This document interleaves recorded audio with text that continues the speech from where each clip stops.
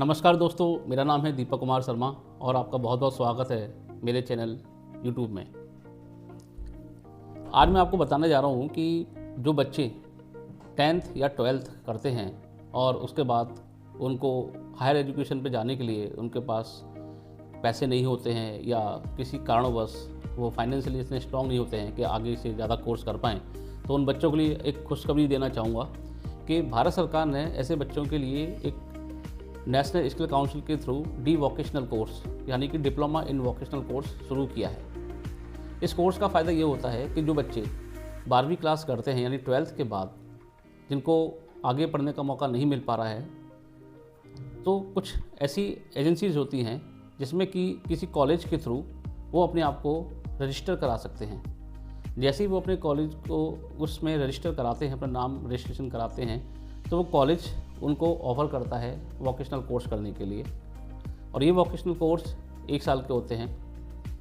और जैसे ही वो वोकेशनल में रजिस्टर करते हैं तो कंपनी क्या होता है, वो कॉलेज से टाई अप करती हैं, क्योंकि कंपनी को तो मैन पावर चाहिए होती है और उनको स्किल्ड मैन पावर चाहिए। तो जैसे ही वो किसी से कॉलेज से टाई अप करती हैं तो कॉलेज और कंपनी ये दोनों ही रिसोर्सेज ढूंढते हैं। तो रिसोर्सेज ढूंढने के लिए इनको जो मैन पावर चाहिए होती है वो मैन पावर वो होती है जो बच्चे हायर एजुकेशन पे नहीं जा सकते हैं। तो इस तरह से एक भारत सरकार के कंट्रीब्यूशन में उनको एक सोशल सपोर्ट मिल जाता है कि जो बच्चे पढ़ नहीं पा रहे हैं तो उनको एक रजिस्टर करके बच्चों को पढ़ने का आगे मौका मिलता है। पढ़ने के बाद जैसे ही वो अपने आप को रजिस्टर करते हैं तो उनको कंपनी से ऑफ़र आना शुरू हो जाते हैं। अभी प्रोसेस होता कैसे है वो मैं आपको बताता हूँ। जैसे किसी बच्चे ने 12th किया, 12th के बाद रजिस्ट्रेशन किया। रजिस्ट्रेशन का जो प्रोसेस होता है वो national skill council of India के थ्रू होता है और उसके बाद एक उसका नंबर जनरेट हो जाता है। नंबर जनरेट होने के बाद वो रजिस्टर हो जाता है किस बच्चे ने वोकेशनल किया हुआ है। फिर जो कंपनी होती है उस कंपनी में जिस रिक्वायरमेंट के तहत बच्चों की आवश्यकता होती है, जैसे मैकेनिकल या इलेक्ट्रिकल या फिर कंप्यूटर साइंस, इस तरह से काफ़ी सारे बहुत सारे कोर्सेज होते हैं जो बच्चे करते हैं। लेकिन अधिकतर कंपनीज जो होती है, मैन्युफैक्चरिंग जो यूनिट होती हैं, वो वोकेशनल में मैकेनिकल कोर्स को ज़्यादा प्रेफर करते हैं। तो बच्चों को उस तरह से तैयार किया जाता है कि रजिस्टर भी हो जाते हैं और उसके बाद वो ऑन जॉब वोकेशनल जो कोर्सेज होते हैं उसमें मैन्युफैक्चरिंग प्रोसेस को सीखना शुरू कर देते हैं।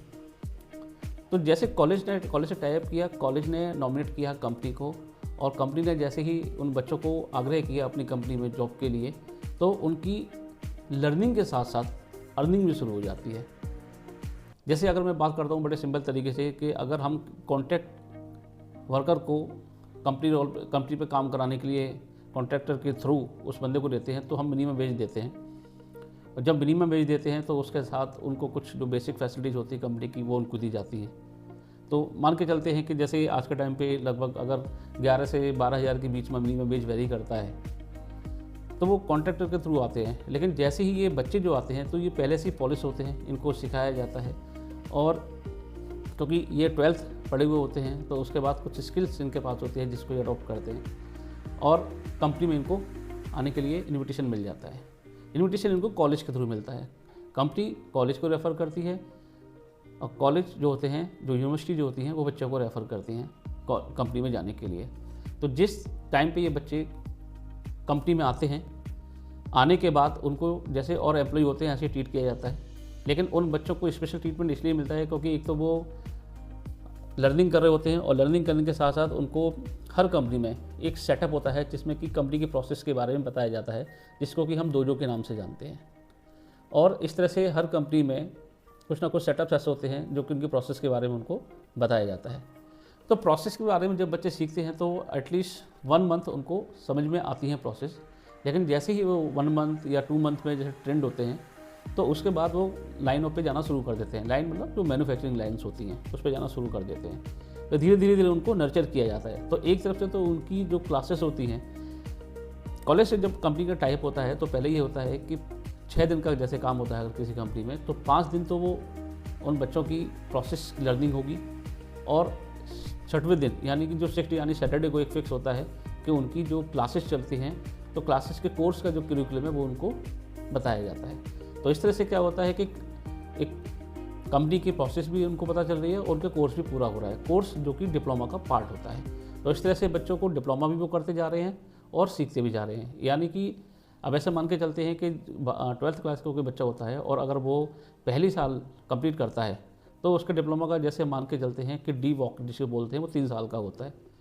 और उसके बाद जैसे जब फर्स्ट ईयर वो कंप्लीट कर लेता है तो फर्स्ट ईयर में उसको जो भी इसका सैलरी मिलता है, मान के चलते हैं कि 12,000 अमूमन आमतौर पे 12,000 एक बंदे को मिल जाते हैं, प्लस ऑन एन एवरेज 4,000 का ओवर टाइम, तो मोटा मोटी लगभग 15-16 हज़ार रुपये एक बच्चे को पड़ जाते हैं। तो वो 15-16 हज़ार से वो अपनी जीविका चला सकता है, वहाँ सस्टेन कर सकता है उसके क्लाइमेट के कंपनी के आसपास रह के, और अर्निंग भी कर रहा है और लर्निंग भी कर रहा है। तो इसको कहते हैं अर्निंग कम लर्निंग और लर्निंग कम अर्निंग। अब जब वो बच्चा 1 साल का एक्सपीरियंस हो जाता है और उस कंपनी में उसकी प्रोसेस थोड़ा स्ट्रॉन्ग होने लगती है क्योंकि उसको वो बेटर नॉलेज मिलने लगती है। जैसे ही वो दूसरे साल में जाता है तो दूसरे साल में जाने के बाद फिर उसका रोल थोड़ा सा चेंज होता है कंपनी में। इधर क्लासेस भी चल रही हैं, करिकुलम भी हो रहा है और इधर इसका स्किल भी अपग्रेड हो रहा है। यानी कि जहाँ वो अनस्किल्ड था अब वो सेमी स्किल की तरफ जाके अब स्किल की तरफ आगे बढ़ता है। तो 1 साल में उसको मैन्युफैक्चरिंग की प्रोसेस, उसको कंपनी के जो वेरियस डिपार्टमेंट होते हैं, जैसे कि मैं कह सकता हूँ प्रोडक्शन है, स्टोर है, मैन्युफैक्चरिंग प्रोसेस है, या मेंटेनेंस डिपार्टमेंट है। प्रोडक्शन डिपार्टमेंट में बहुत सारे डिपार्टमेंट होते हैं, जैसे रोबोटिक सेक्शंस होते हैं, वेल्ड सेक्शंस होते हैं, प्रेस शॉप सेक्शंस होते हैं। तो इस तरह से जो सेक्शंस होते हैं उसको उसकी नॉलेज मिलना शुरू हो जाती है। और जैसे कि मैंने बताया कि जो दो सिस्टम होते हैं, दो सिस्टम में उनको वो प्रोसेस के बारे में पहले ही बताया जाता है। तो इस तरह से जब बच्चे को 1 साल कंप्लीट हो जाता है तो कंप्लीट होने के बाद जब दूसरी साल में जाता है तो उसका रोल चेंज होता है। ऐसे ही जब वो प्रोसेस कंप्लीट करता है तो दूसरे साल में डॉक्यूमेंटेशन का स्ट्रॉन्ग होने लगता है। डॉक्यूमेंटेशन आज के टाइम पे सबसे इंपॉर्टेंट चीज़ होती है कि आपको प्रोसेस की नॉलेज है, लेकिन अगर डॉक्यूमेंटेशन की नॉलेज नहीं है तो आप अपने आप को उस हिसाब से व्यक्त नहीं कर सकते हैं। डॉक्यूमेंटेशन आपके प्रोसेस को एक स्ट्रॉन्गनेस देते हैं, जिससे कि आपने जो प्रैक्टिकल वे में किया उसको डॉक्यूमेंट में उतारा। यानी कि हर कंपनी की अपनी पॉलिसी होती है, हर कंपनी के अपने रूल्स होते हैं, उस रूल्स के अकॉर्डिंग उस बच्चे को काम करना होता है। अब जैसे वो सुपरवाइजरी रोल पे जाता है 2 साल के बाद, तो तीसरे साल में जब दूसरे साल कंप्लीट करने के बाद जब तीसरे साल में एंटर होता है तो वो उसका फाइनल ईयर होता है। फाइनल ईयर का मतलब होता है कि जब वो आया था अनस्किल्ड था, सेमी स्किल्ड हुआ, अब स्किल्ड की तरफ जाके वो धीरे धीरे अपना बेसिक कॉन्सेप्ट क्लियर करके, अपना टेक्निकल नॉलेज लेके, फंक्शनल नॉलेज लेके, इवन कंपनी में बिहेवियर नॉलेज भी लेके वो आगे बढ़ता है। यानी कि अब वो सुपरवाइजरी रोल के लिए परिपक्व हो चुका होता है, मैच्योर हो चुका होता है। तो इसी तरीके से जब बच्चा इस तीसरे साल में उस रोल को अपनाने के लिए तैयार हो जाता है तो कंपनी भी उसके बारे में सोचती है, और डिपेंड करता है उस बच्चे की कैपेसिटी के ऊपर कि वो बच्चा किस तरह से मेंटेन करते हैं। इस पूरी प्रोसेस में ऑलमोस्ट 3 साल लगते हैं, क्योंकि डिप्लोमा वोकेशनल जो है उसको कंप्लीट करने के लिए 3 साल होता ही होता है। जो कि जब बच्चे रजिस्टर कराते हैं अपने आप को तो उनको जो लेटर मिलता है कॉलेज की तरफ से उसमें उनका प्रोसेस को डिफाइन किया होता है, और जो कंपनी का प्रोसेस होता है। तो इस तरह से कंपनी को क्या फ़ायदा होता है कि जो स्टूडेंट्स मिलते हैं वो लर्निंग प्लस अर्निंग करके उनके लिए कोई एसेट बन जाते हैं। फिर जब 3 साल कंप्लीट हो जाते हैं बच्चे को और उसमें डॉक्यूमेंटेशन कंप्लीट हो जाता है, मैन्युफैक्चरिंग प्रोसेस कंप्लीट हो जाता है, तो बच्चा जो एक अच्छे रोल में आ जाता है, सुपरवाइजर रोल में अच्छा प्रोडक्शन देने लगता है, अच्छा तरीके से काम करने लगता है, तो उसमें उसको असेसमेंट होता है।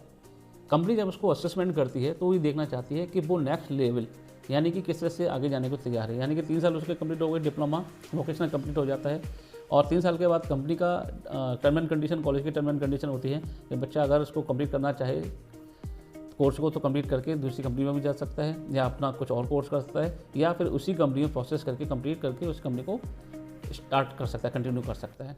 अब जब उसका डिप्लोमा वोकेशनल कंप्लीट हो जाता है तो जब चौथे साल में वो आता है तो चौथे साल में उसको नेट्स पे लिया जाता है। नेट्स होता है नेशनल अप्रेंटिसशिप ट्रेनिंग सिस्टम, जिसमें कि वो 1 साल के लिए एनरोल किया जाता है। उसका एक नंबर मिलता है जिसमें कि ये भारतीय सरकार द्वारा भी इसमें काफ़ी एम्फसाइज किया जाता है कंपनी को, कॉलेजेस को, कि नेट्स के थ्रू बच्चों को ट्रेन किया जाए। फिर जब 1 साल कंप्लीट कर जाता है, 4 साल हो जाते हैं उसके बाद जब 4 साल कंप्लीट हो जाते हैं तो उसको नेप्स पे लिया जाता है, नेशनल अप्रेंटिसशिप एक्ट उसमें भी होता है। तो नेट्स और नेप्स के बाद जब ये 3 साल वोकेशनल के, 1 साल नेट्स का, 1 साल नेप्स का, यानी कि 5 साल जब कंप्लीट हो जाते हैं तो 5 साल में उस बंदी का जो स्किल होता है, उस स्टूडेंट का जो स्किल्स होता है, वो एक अच्छे खासे कंपनी में आए हुए बीटेक या डिप्लोमा जो कैंडिडेट होते हैं उनके बराबर उनका एक्सपीरियंस हो जाता है। अब वो उस कैटेगरी स्किल्स, क्योंकि वो उस लेवल पर सीख चुके होते हैं, लेकिन उनके पास, चूँकि वो डिवोकेशनल से आए हुए हैं, डिवोक करके आए हैं, फिर 5 साल कंपनी में गुजारते हैं, तो उनका स्किल्स इतना अप हो जाता है कि कंपनी फिर उनको वहीं पे ऑफ़र दे देती है।